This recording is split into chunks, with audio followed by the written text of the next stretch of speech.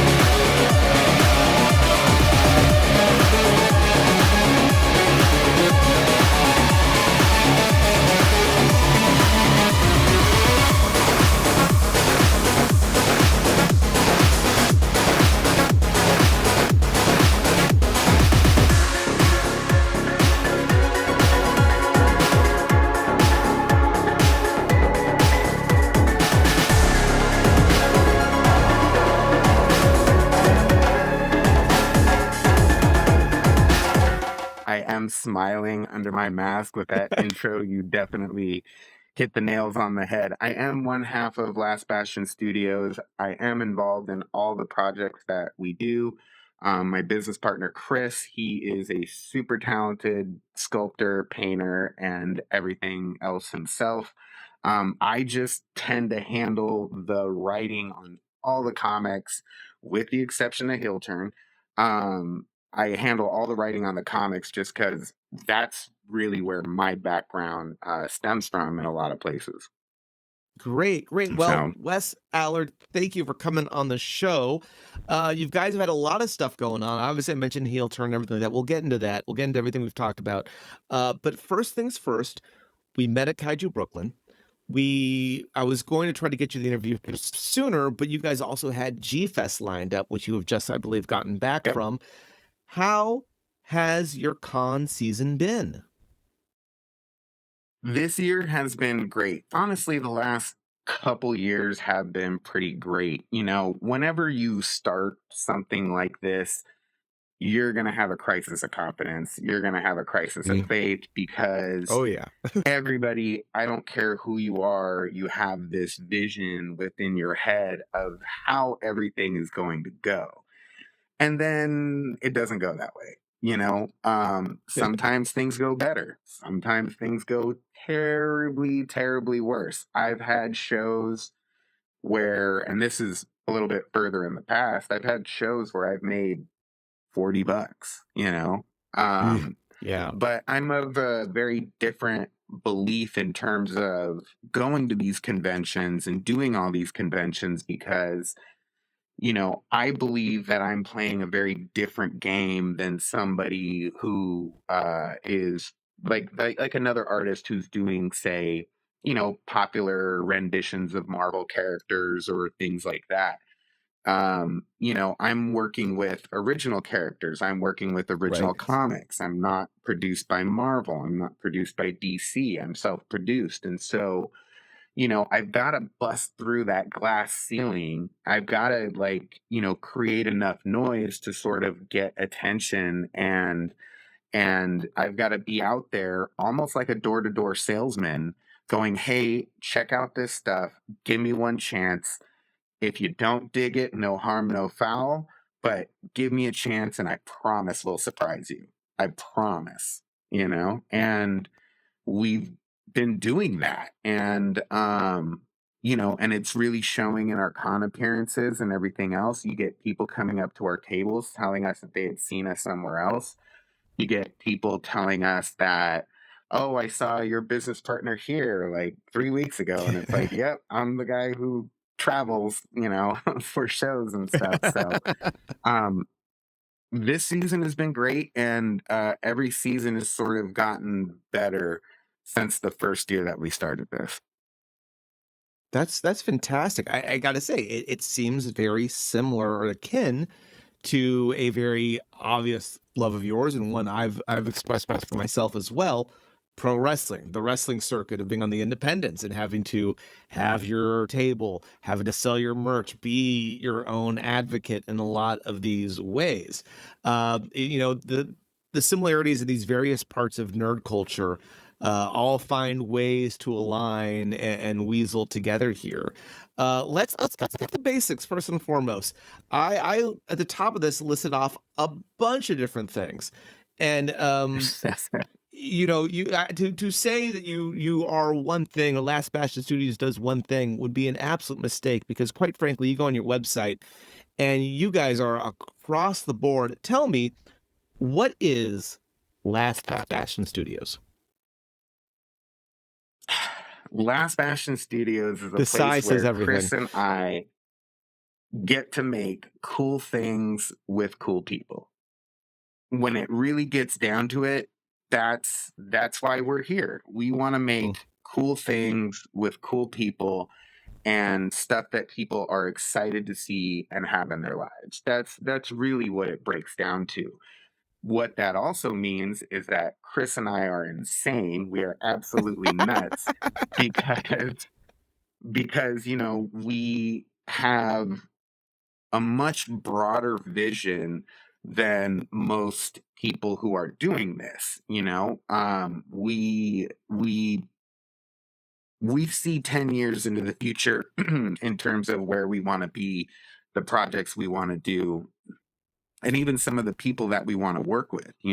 Right. And I'm a big believer that as long as you're heading in the right direction, if you're heading in the right direction, it doesn't matter your speed, right? If you're Mm. going in the right direction, and especially with something like this. And part of how we maintain going in the right direction is, you know, um, making those relationships, talking to people about, what they like, what they want to do, how they want to see their visions come to life. And we're incredibly excited to be a part of that, you know. But yeah, Chris and I are insane. We love all kinds of things, comics, movies, TV, cartoons, like toys, all this stuff. And so this is really it's a place for Chris and I, like I said, to make really cool stuff with really cool people. That's great. That's great. I'm just gonna jump into the hard questions now. How do you Okay. take the business of making cool shit, for lack of a better term, and create something sustainable out of that, right? One could argue that, a disparate focus could be a little hard to wrangle, but you guys do have, even just going through your website and everything, very overarching theme of how you approach this. Like, what is that process? And I to my understanding, correct me if I'm wrong, you guys are kind of still in that process. But what is the process Yeah. of building sustainability out of what is essentially, I want to get together with my friend and make awesome stuff? Well, that's a really interesting question, and I think a lot of people are searching for that answer, and it Kind of why I might wanted be to ask it, slightly different. myself included. Yeah, it might, and again, it might be slightly different for different people. Yet for us, for Chris and myself, the heart of everything that we're trying to do, be it with Ragnar, Luchador, Heel Turn, or anything else, is that we're trying to tell a story, right? And so the main thing will always be tell the story. And when you tell the story, you need to sort of build an ecosystem around that story. And that ecosystem turns into, toys, it turns into patches, stickers, little collectibles, and things like that. Because Right. I'm sure you're well aware of this, but you go to a convention and there are people who will come up to your table and be like, I don't give a shit about your toys. Like, let me see them comics. Or don't care about any of those. Just give me them stickers. Hey, that pin is really cool. I just collect pins. And by having this ecosystem in place of your work and your products and stuff like that, you will eventually naturally lead people to check it out more and more and more. And that's really what we've been doing since day one. We're building the ecosystem around our characters, we're building the ecosystem around our stories. And at the same time, we're never letting up on the throttle of trying to get these stories told, you know? Got it. Yeah. Uh, with these various sort of IPs, because that's what it is. You're partially selling the brand, the intellectual property here. Uh, is there ever, and I feel like I may be jumping ahead with this question, is there ever a is there a price limit? Is there a Marvel comes through and wants to buy Ragnar? Is there a we are willing to give this up price tag, or Oof. is the dream to be able to build this and hold this close? So my personal dream is to be able to build this and hold this close. If Marvel wants to back up a truckload of money to my house and sit Chris and I down and say we've got an offer you can't refuse, I mean, of course I'm going to listen to it. Right. A life-changing And I amount of might money is just a take it. life-changing amount of money. Like, yeah. Yeah, I mean, I might just take it, but it's for me personally the idea of letting these characters go, and letting somebody else mess with them and tell stories around them. The problem for me is I don't think anybody can do it as good as I can. I know these characters intimately. I know them up, down, back, forth. I know histories about them that haven't even been written down just because that's how I write. Right. I write whole backstories on just characters before I'll even ever write like an issue or a storyline or even block out these plots, because it's important to know exactly who these characters are, and when you know exactly who these characters are, you can effectively predict accurately how these characters are going to react in whatever situation you put them in. And again, it's one of those things where I would be much more open to letting my characters go once I tell my main stories and am done with it. But you know, I've got so many stories logged into my head on all this. I don't know when I'll ever be done Right. with it, That might take some time, it sounds like. Absolutely. So that kind of, that's not the end goal, so to speak, with what you have here. Obviously, nothing's off the No, no, table, no, but you no. And I definitely understand I understand a lot of people want to do that, at least within the totally toy industry. There's this sort of belief of selling out to Mondo will help make me popular. You know what I mean? And I understand that that is a sort of thing that's looked at all around the industry. Selling out to Marvel, selling out to DC, whatever, that'll help make me popular. And sure, it can, but what are you giving up?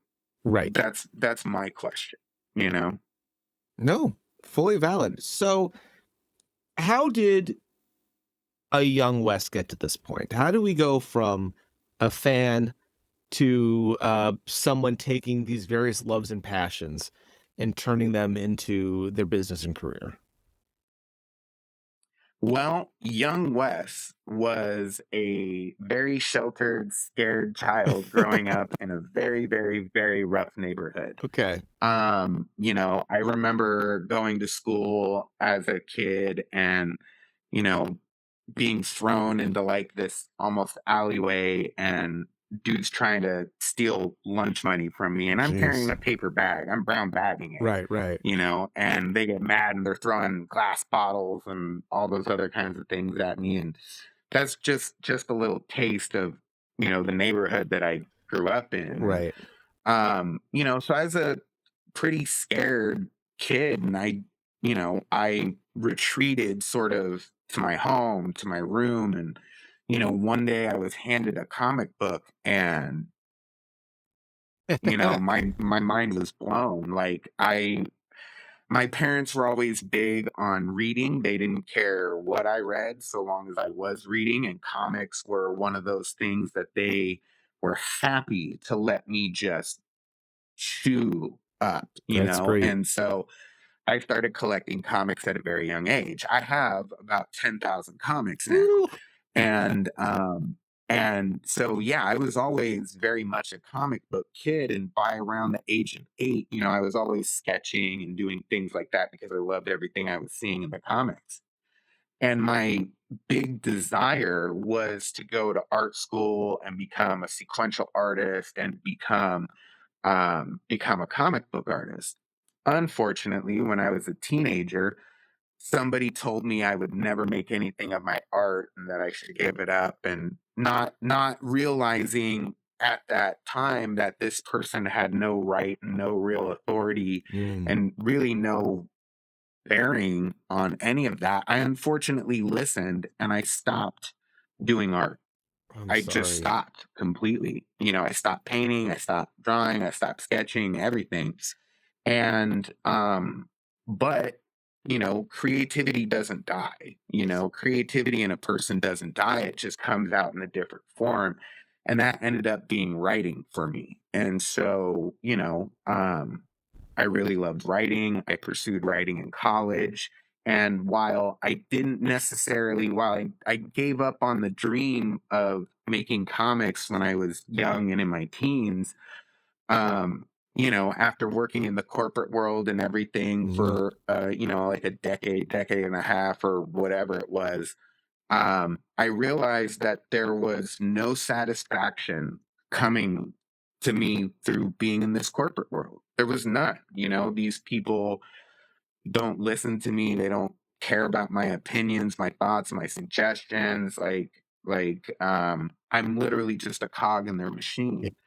And that just wasn't good enough for me. And I needed something else to sort of help give me something else that I wanted to do. And all of a sudden, I met this friend of my ex-girlfriend's, and he was just such a funny, weird guy that I one day said to her, we referred to him as Leche, but I was like, "Hey, what if Leche had superpowers?" And she just started laughing, and in my head, Luchador just started spinning out. And I started writing this script, and it was originally a script because I was just sort of writing it in a screenplay format. mhm. Um, but yeah, then I went and saw my old judo friend Chris, who was making his very first Ragnar toy. I went to go support him at one of his conventions, and while walking around the convention and looking at his stuff and him telling me the story that he wanted to tell with Ragnar, I was just like, "Wait, wait, wait, we can do this. We can team up. We can be like Wonder Twins. We can do this." And maybe there was some hubris involved and everything else, but that's really how this all comes together. That's amazing. Like a superhero comic team up. You guys joined forces to create a bigger piece. This is more thematic can you get? It's been a real blessing, and I couldn't be more thankful to have a partner like Chris. We really understand each other on deep levels. We understand each other's interests and references and everything else. Sometimes it gets a little creepy because we can finish each other's sentences, but yeah, it's a great That's partnership. that that Great that's partnership. a good environment to have, in a creative partnership like this. So it sounds like, Hmm. both Ragnar and Luchador were a little bit underway, before you guys have kinda gotten together and you've sort of teamed up to make this happen. Let's talk a bit about Luchador. What is, this Hmm. story? You've got kind of the character, and I saw a lot of, the toys you had built of him, uh, in the Hmm. various, forms at, Kaiju Brooklyn, but tell myself and the audience a bit, what is Luchador the comic? So Luchador is really a crime fiction story.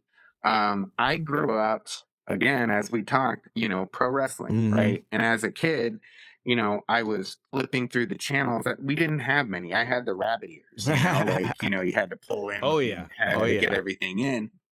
And growing up in Southern California, you would find that a lot of the Mexican stations, Univision, Telemundo, etc., would come in better than some of your local Oh, for stations. sure. And I found out later on that the reason for that is Mexico doesn't have a regulation on the signal strength for their television Oh, because channels, we used to which get a is pretty why, strong. in Southern California, I was saying, I grew up in the Bay Area, so I was up in Oakland, and we would get I would end up seeing yeah, AAA pretty easily up there as well because same thing. yep. I didn't realize that was the reason why. Yeah, so because they didn't have like a signal strength regulation like they do in the States, you're getting this signal clear from Mexico. And so in the Southern California area, or even all the way up into the Bay Area, Hmm. you can be flipping through these channels and boom, all of a sudden you're seeing mass dudes flying out of rings, crashing into each other, flipping around, doing these crazy feats of like athletics and Yep. stuff, which is very different from the WWE American style of wrestling. So naturally, I was fascinated. I thought it was so cool, and I was always a big fan of like the lightweights Yep. in WWE and even WCW. Those were some of the most like fantastic, high octane, constantly moving For matches. sure. And so seeing these lucha matches on these Mexican channels, I was stunned and amazed, and I would keep going back to them. Well, the other thing that they would play on these Mexican channels were some of the old El Santo and Blue Demon movies. Oh. And if you watched any of those old El Santo and Blue Demon movies, what you notice is they aren't wrestling films. They're not. These are wrestlers, these are luchadors who get involved in crime, like they get involved in a crime story, or they get sucked into a spy story, or they get sucked into like a fighting mummies and vampires story. And I'm a huge crime fiction person. Hmm. Again, as we were talking about, my parents were big on me reading. They didn't care what I read as long as I was reading. And crime fiction was generally my main genre of interest when it comes to books. And so luchadors and El Santo and Blue Demon movies and crime fiction all gave me this idea that basically professional wrestlers kind of exist in the same sort of world as superheroes, right? They have a special fighting set, they have a special like finishing Right. move, they have they're seemingly super strong, super fast, nearly indestructible. And so that, sort of helped me figure out a way to put these luchadors into these crime fiction situations and not have somebody go, well, why doesn't he just shoot him? Because that was my question as a kid. It's like, why do all these guys want to engage them in fisticuffs? Why aren't they trying to shoot him? And so within luchador, the idea is that when these guys have their mask on, at least certain individuals, not everybody is powered like that, Hmm. but certain individuals, when they put their mask on, they're super strong, they're super fast, they're nearly invulnerable, and they're like crime mob enforcers and stuff like that. And so this kid discovers that when he puts a mask on, he's super strong, super fast, and everything else. And he's like, "Oh, cool! I'm going to be a hero." And he just gets sucked into this crime war that's ripping through the city. Wow. So that's the basic gist in there. That's great. How far along are you with the comics so far? Have you a couple issues out now, right? So the first issue is out and currently available. There is a graphic Mm. novel that should be coming out later this year. It's about 100 pages, and it's about the King Jaguar character fighting with the Yakuza in Japan. Chapter three is currently in the coloring, or sorry, chapter three is currently in the inking process, while chapter two is getting ready to go into the lettering process. So there's actually going to be quite a bit of luchador material hitting our tables here really, really, really That's soon. amazing. And as you know, I don't. I like to tell big, thick chunks of story. I want to give people bang for their buck. So the very first Luchador comic is 64 pages, Oh, with wow. 42 of it being story. Then there's previews and things like that for the next chapter. But I want each chapter of Luchador to be in that 40 something page range so that you're getting this mighty chunk each time it's made. On top of that, I've already written all of volume one. Volume one is Wow. completely written. Volume two is I would not storyboarded out, but outlined out. And volume three, the main thrust and ideas are all there, but I haven't gotten into the actual outlining of those issues yet. So I have 3 volumes planned for Luchador, and it's sort of where this kid starts, where he goes, and then how everything wraps up in each volume. That's amazing. So you're well on your way with a full collection there, and there's, obviously still work to be done, but it's good to be have when you say that you have all these stories ready to tell, you truly have these stories ready. They're on paper, ready to go. Yep, Um, ready to I had go. asked you in person at Kaiju Brooklyn, you know, what is it about kaiju and pro wrestlers that fit so well together? In that similar vein, I want to ask, what is it to you uh, that makes crime and noir and that sort of like police thriller esque vibe mix so well with lucha libre in particular? I don't see it mixing so well with like puro resu or like other forms of pro Mhm. wrestling as an art form, but specifically the lucha libre style and aesthetic. What is it to you that makes those such a natural fit? Well, number one, the aesthetic alone is so strong, right? I mean, people around the world love luchadors, whether or not they watch pro wrestling or lucha libre, Right. period. Right? They love that look of the mask, especially dudes in masks and suits. Like that's It is so classy. I've gone places.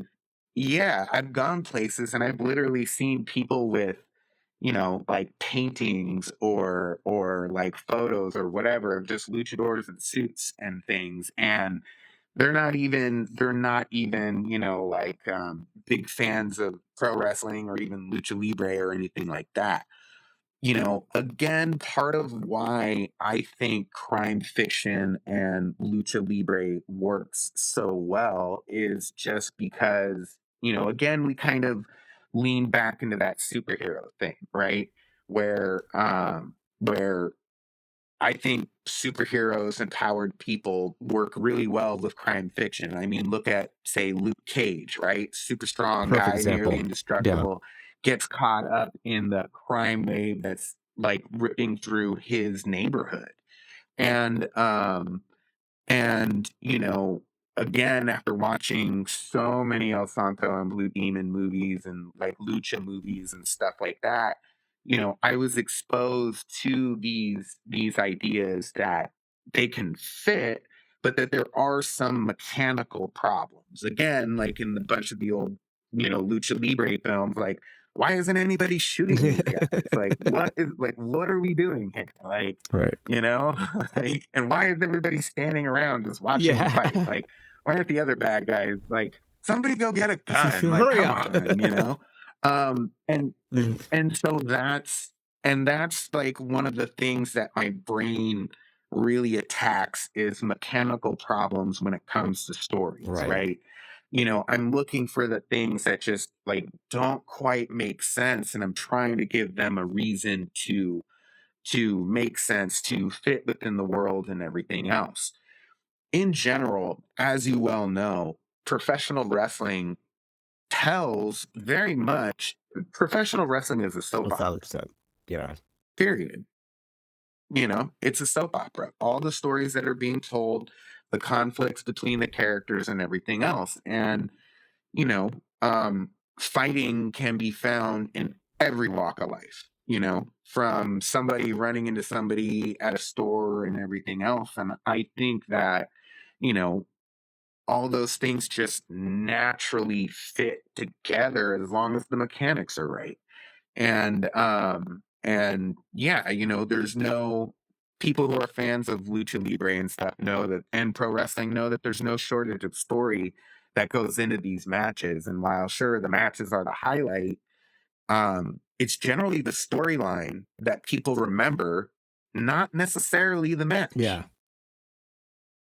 1,000%. But there's You know? also, the act of the match itself is a form of storytelling, even if it is more just the fight itself, right? Yep. Like I think talk to any wrestler about it's really how do you build to the crescendo of it? How do you give your match a beginning, a middle, and an end? It in of itself is a storytelling medium, with tons Yep. of twists and turns, much like a crime Yep. novel in some ways. I think And comic and books. comic books, absolutely. No, I think if you hit on something that is firing on all cylinders, and you're absolutely right, it does kind of all just sort of make sense.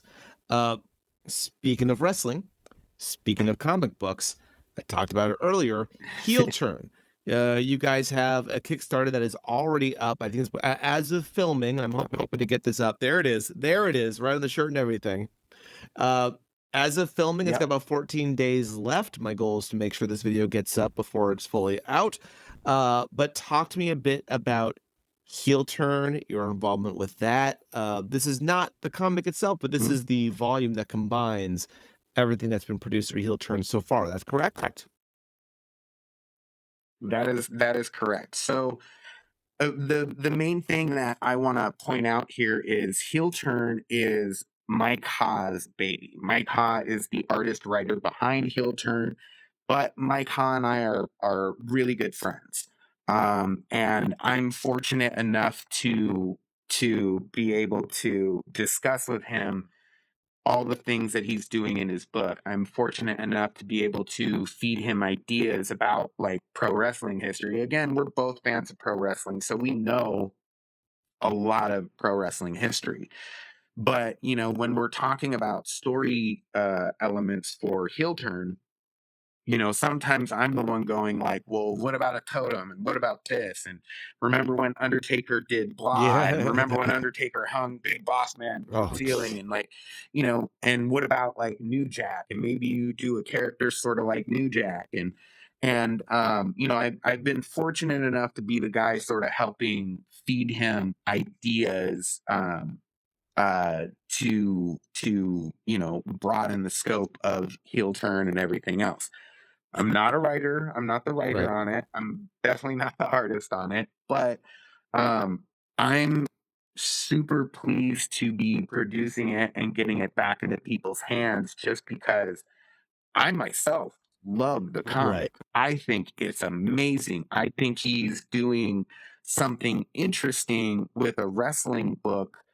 Like, one of the biggest problems about wrestling comics is most people don't know how to get it outside of a wrestling ring, Mm. right? Myself, my whole idea of getting it outside of the wrestling ring was turning it into a crime fiction.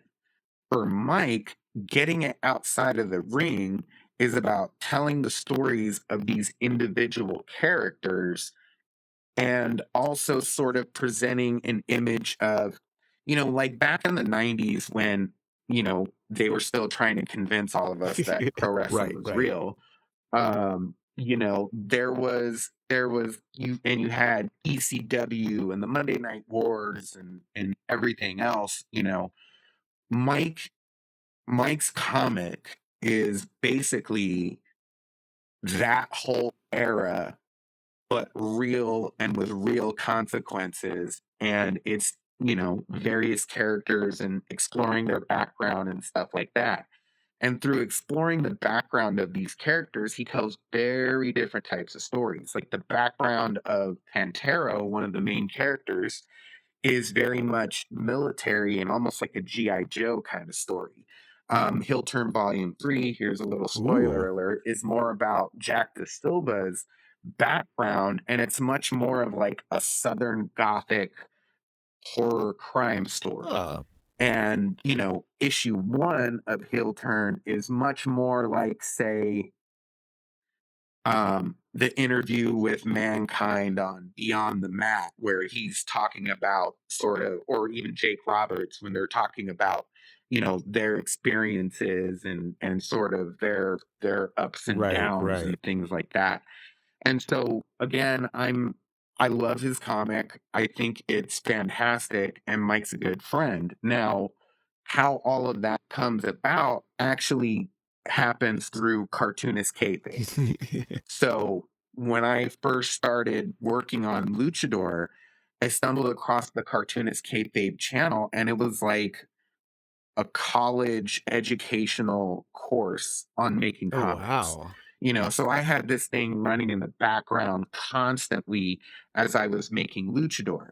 At the same time, Mike is also listening to tons of cartoonist kayfabe episodes as he's making Heel Turn.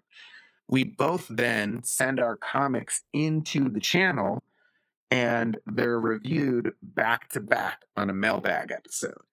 And in doing that, Mike pulled the clip, and for some unknown reason, he decided to include the review of my comic along with his comic, and was kind enough to tag me. And by doing that, it opened up a friendship channel and a talking channel, and we've been friends and talking about our projects with It's each other ever amazing. since. I mean, it makes sense too. Two different wrestling comics. You get them back to back. It's you work into obviously into the same things. It kind of feels destined in some Mhm. ways. Yep.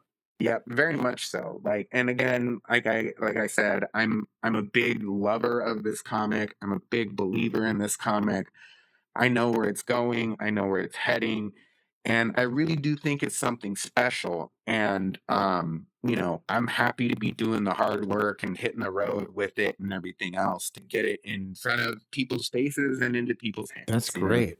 So with with your guys' involvement producing and putting this thing out there, uh, is there a chance we see King Jaguar in heel turn or vice versa? And is there a chance we see both in an IRL wrestling ring? Well, um, there's we help, we sponsor various pro wrestling events and stuff in the Southern That's California great. area. We're big fans of the PCW Oh, Ultra yeah. people, Yeah, yeah. and we love going to their shows.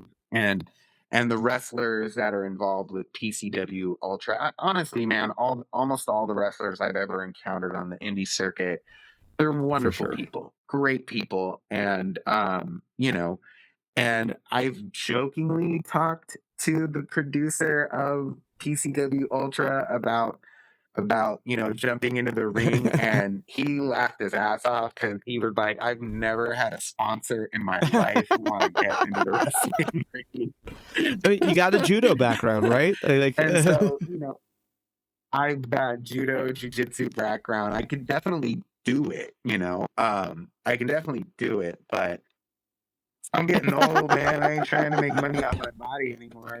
So, I get that one, absolutely. um, you know, that being said, onto some of the other parts of your question.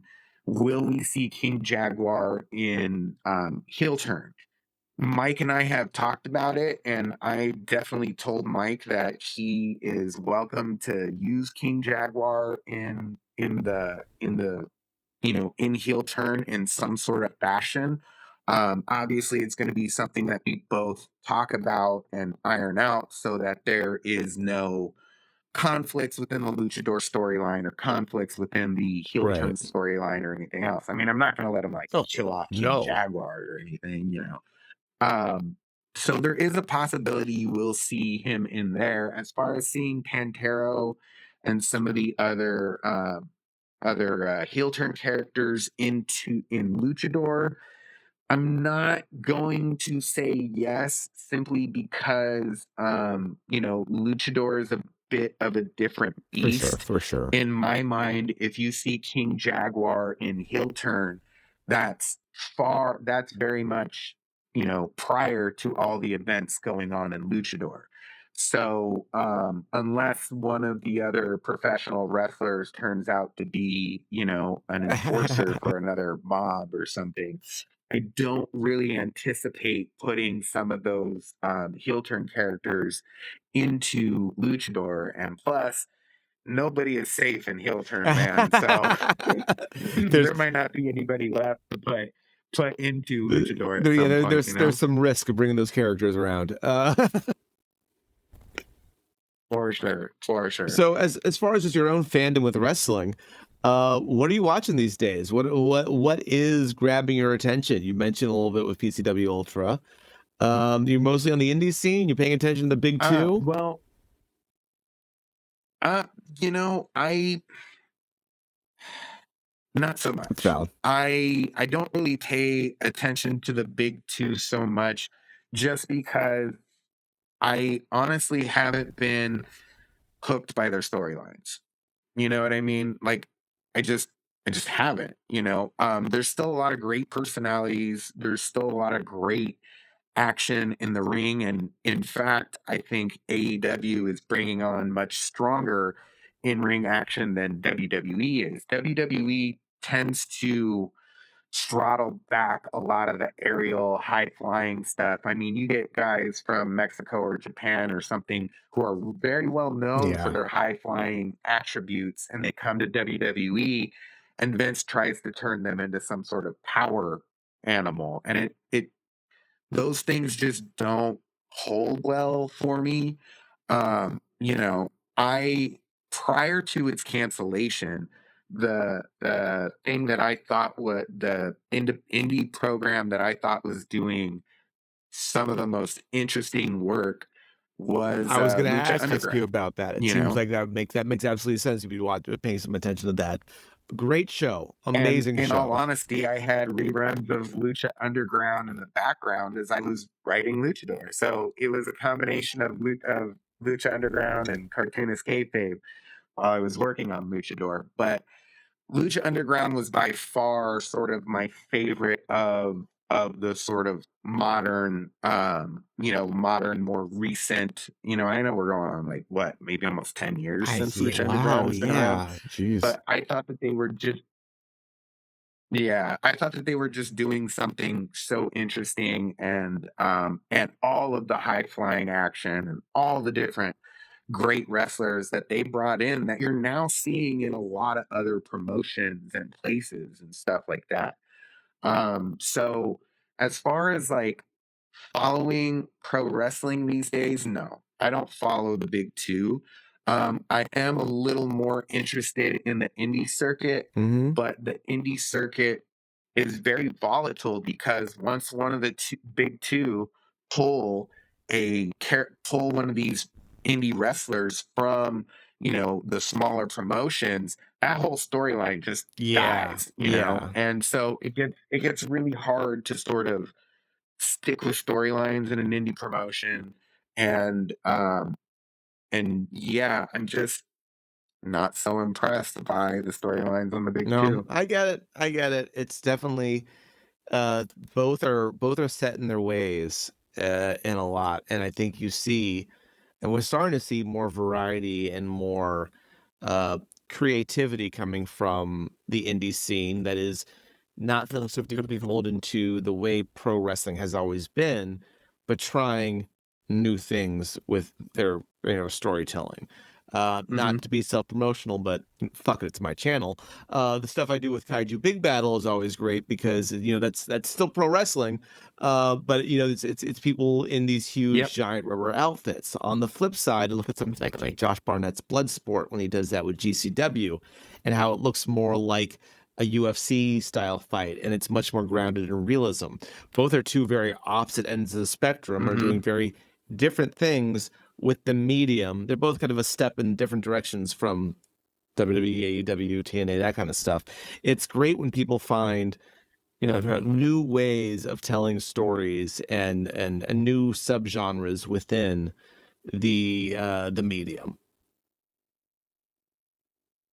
For sure. And you mentioned it, and I actually sort of briefly forgot about it, but Josh Barnett's Bloodsport. I'm a huge War Master fan. I mean, of course, Yeah, pro yeah. wrestling, of course, I love UFC and MMA and everything else. And I've met the guy a number of times. He's an absolute sweetheart. Like he's a I'm not really shocked. nice guy. Who is also absolutely Yeah. terrifying, you know? Like, it's like I've literally watched this man dismantle human beings, like, you know? And, and yeah, so you know, great bring up on Bloodsport. You know, I do think that that is really cool, and that is something that I do try to watch whenever Josh Barnett is putting that show on, It's a for great sure. show. As having gotten to work with Shayna Baszler at my old job, same thing. You know, these guys are coming from this MMA background. You find out just the most effortlessly cool, nicest people in the world that could absolutely destroy you in like under 30 seconds, like no problem, right? It's wild. Yep, Um, yep. s- so we're coming to the end, but I still have some things I want to touch into here.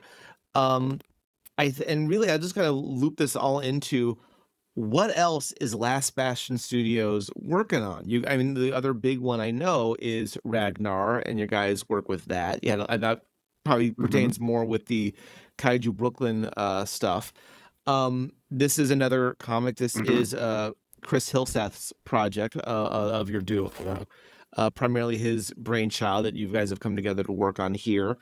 Um, Tell me a little about Ragnar, and I was a little curious because I saw this on the website, and I just wanted a little more information on what the Kaiju Brawlers Club is.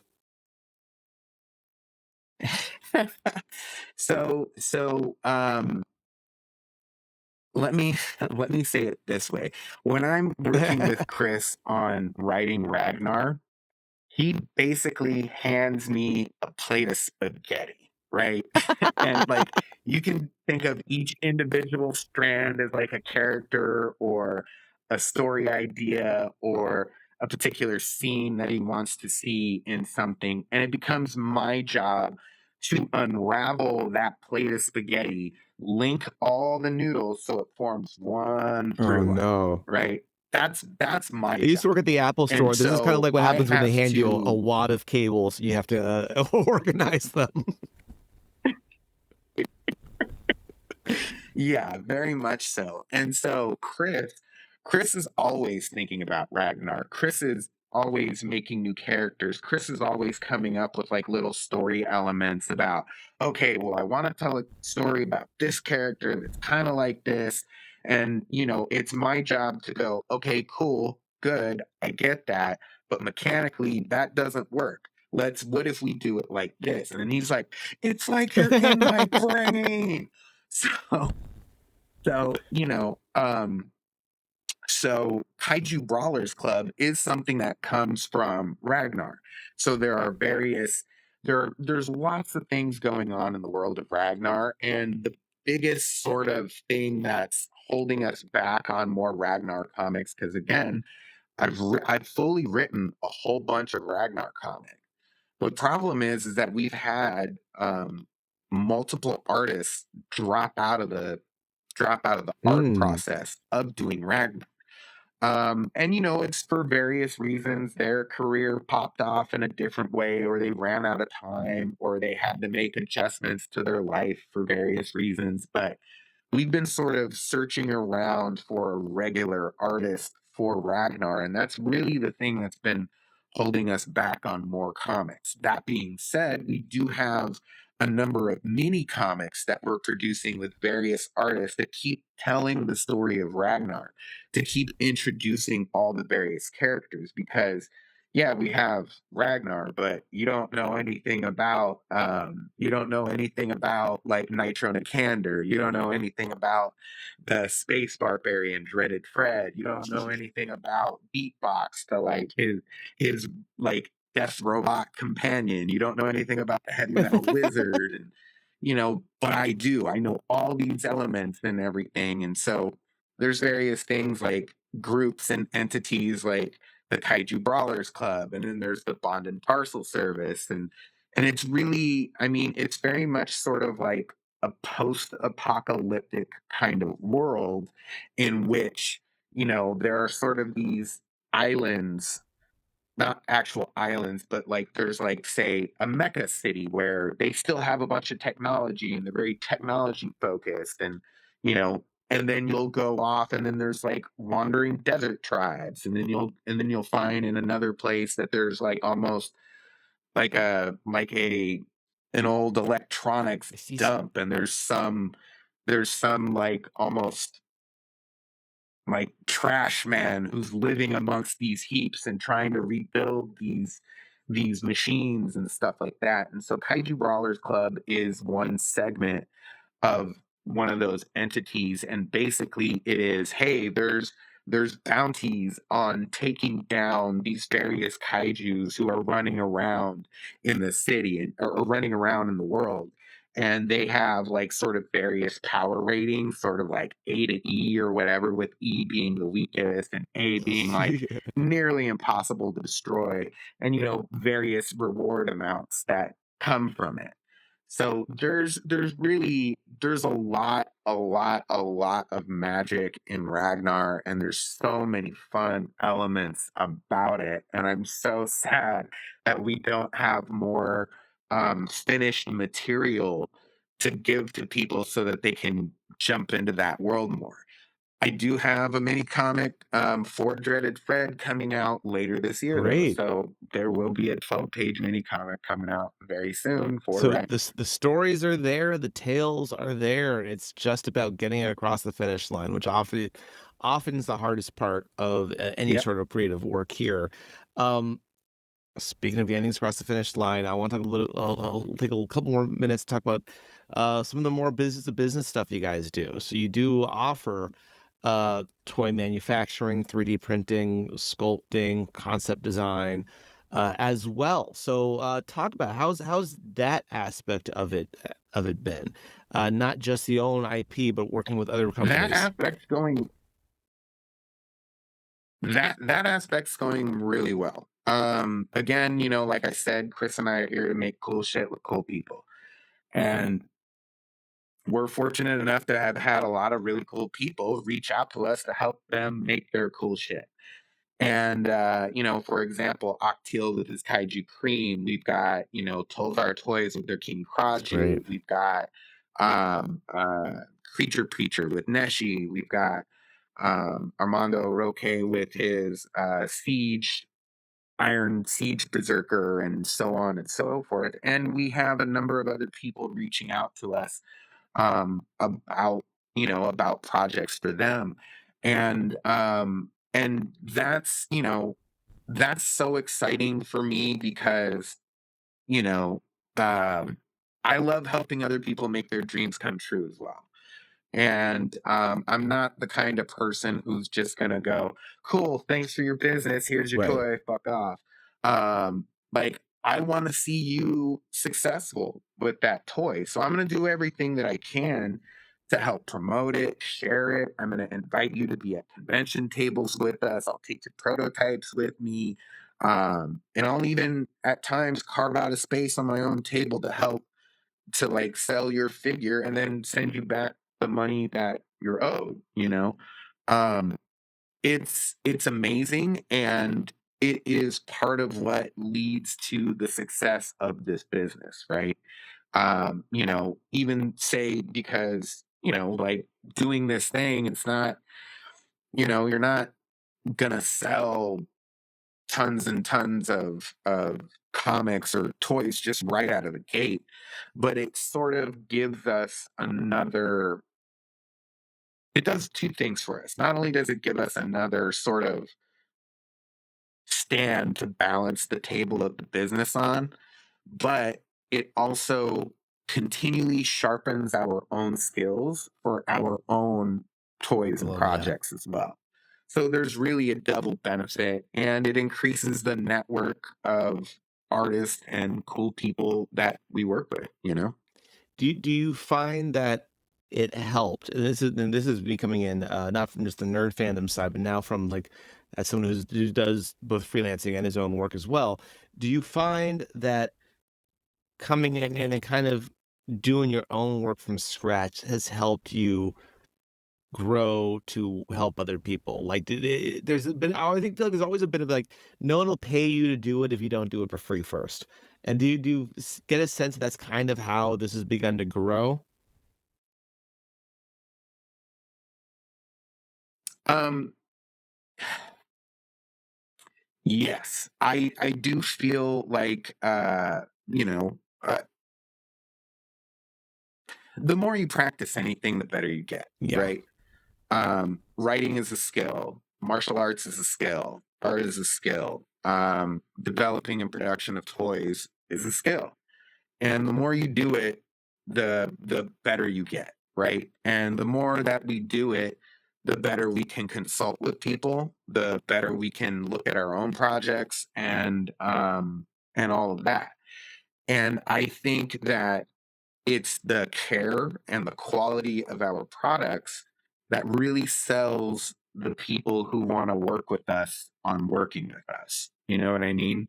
Um, because again, we care. We want, like, I want to make things that I would collect. I want to help you make things that right. you would collect. And I want to help you make something that you're proud of. Right. And so if I want to help you make something that you're proud of, I need to be proud of it too. There's no other way about that, you know? And so if I'm going to put my finger on it, I'm going to do the best damn job as if it were my own product. There you go. Period. There you go. Period. There you go. Well, if people want to make cool shit with you, how can they reach out to you? Where are the best places to find you on the internet? The easiest place to find us and probably the fastest place to get a hold of us is probably through Instagram or one of the social media channels. That being said, if you do track us down there and start talking projects for us, we are going to direct you to start emailing us so that we can Of course. keep track of it.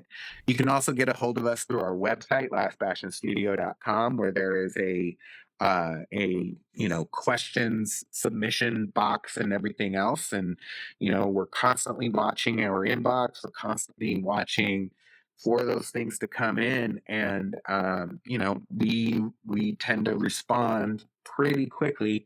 And if we haven't responded, chances are something is happening, or we just haven't seen your message. So give us a chance. Don't be afraid to poke us a couple times if we haven't gotten back to you right away. We are a two-man team, and we Yes. are doing a lot, and we are insane. So You get a give us little a bit of a buffer time before they chance. start really bothering you. Anything else I've Yeah. missed? Again, you guys have your hands in so many pots here. I want to make sure I've covered it as much as I could. Anything else you guys want to plug? Well, definitely again, go check out the Heel Absolutely. Turn Kickstarter. It's an amazing, amazing pro wrestling comic. Sign up for our mailing list. We are actively using that as of late, and we send things out like free digital comics. We send out, like discount coupons into our online store, and we try to give updates in terms of what shows we're going to be at, and just sometimes just send goofy emails and stuff like that. So definitely sign up for that. Check out the Heel Turn Kickstarter. Keep your eyes open. Come see us Yes. at a convention because we're guaranteed to have prototypes, cool paint jobs, fun things out there. Oh, and we do have the Ultraman license, and we've got all these wonderful Ultraman There we chibis and go. painted and So unpainted, you're even everything else. helping big people make So cool shit. There it is. absolutely, Uh, absolutely. So check out all those things and follow us on the social media and everything else. And thank you in Wonderful, advance. guys. Well, Wes, thank you so much for hopping on. Folks, please, if you enjoyed this, be sure to subscribe to the channel, like the video, all the general things that every YouTuber says to do because it helped the algorithm. It's true. I see it firsthand. You can follow me, Boss Monster Kaiju, on everywhere but X because Elon Musk is an asshat. It's Boss Monsta Kaiju there. We have great, it's always a blast getting to talk with cool people doing cool, nerdy shit. One more time, Wes Allard, thank you so much for coming on the show. For everyone else, thank you for watching. Stay cool, stay hip, stay heavy. Good night.